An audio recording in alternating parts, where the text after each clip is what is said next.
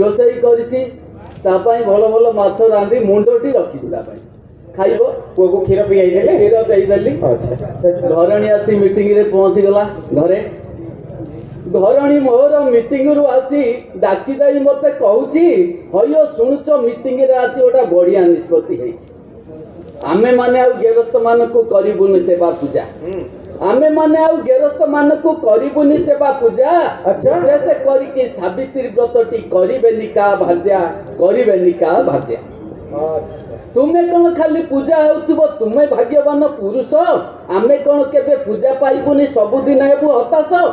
ସ୍ତ୍ରୀ ମାନେ ସିନା କରନ୍ତି ସାବିତ୍ରୀ ସ୍ୱାମୀଙ୍କ ଆୟୁଷ ପାଇଁ କି, ସ୍ତ୍ରୀଙ୍କ ଆୟୁଷ ପାଇଁ କଣ ସ୍ୱାମୀ ମାନକ ଦାୟିତ୍ୱ ନାହିଁ କି? ଏବେ ଗୋଟେ ନୂଆ ବ୍ରତ ବାହାରିଛି, ସ୍ତ୍ରୀ ବ୍ରତ ତାର ନାଁ।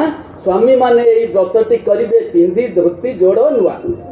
ଆମେ ବସିଥିବୁ ଆସ୍ଥାନ ମେଲେଇ, ଅଣ୍ଟାରେ ଶାଢ଼ୀକୁ ଭିଡ଼ିକି, ବାମ ହାତେ ଝାଡୁ ଡାହାଣେ ବେଲଣା, କାଠି ଠାକୁଥିବୁ ଧରିକି। ଆଖିରେ ଚଷମା, ଓଠେ ଲିପଷ୍ଟିକ୍, କାନ୍ଧେ ଝୁଲୁଥିବ ଭେନିଟି, ମୋବାଇଲ ପ୍ରେମ ଗୀତ ମନ୍ତ୍ର ପାଠ ଗାଉଥିବ ଭଳି ଭଳି। ତୁମେ ସେତେବେଳେ ଫୁଲ ଧୂପ ଦୀପ ବନ୍ଦାପନା ଥାଳି ଆଣିକି ଆମକୁ ବନ୍ଦେଇ ପୂଜା କରୁଥିବ ଆମରି ମନକୁ ଜାଣିକି। ଚିକେନ ମଟନ ଅଣ୍ଡା ମାଛ ଝୋଳ ଲୁଣି ଶୁଖୁଆକୁ ଥୋଇକି ହୃଦୟ ଭୟ ରଖି ଭୋଗ ଲଗାଇବ କେବଳ ଆମରି ପାଇଁକି। ଆମେ ସିନା ଭଲ ରହିଲେ ରହିବ ଭଲ ତ ସାରା ଦୁନିଆ, ଆମକୁ ସନ୍ତୁଷ୍ଟ କରି ହେ ଗେରସ୍ତ ସଂସାରରେ ରଖ ନା। ସକାଳରୁ ବେଡ୍ ଟି ଦଉଥିବ ତୁମେ ଆମ ମନ ବୁଝିକି, ସକାଳରୁ ବେଡ୍ ଟି ଦଉଥିବ ତୁମେ ଆମ ମନ ବୁଝିକି, ଦେହର ପରାସ ଦୂର କରୁଥିବ ଗୋଡ଼ ହାତ ମୋଡ଼ି ମାଡ଼ି। ଠିକ ସମୟରେ ଟିଭି ମୋବାଇଲ ଭାଉଚର ଦେବ ପକେଇ, ସପ୍ତାହକୁ ଥରେ ମାର୍କେଟ ନେବାକୁ କୁନ୍ତୁ କୁନ୍ତୁ ହେବ ନାହିଁ।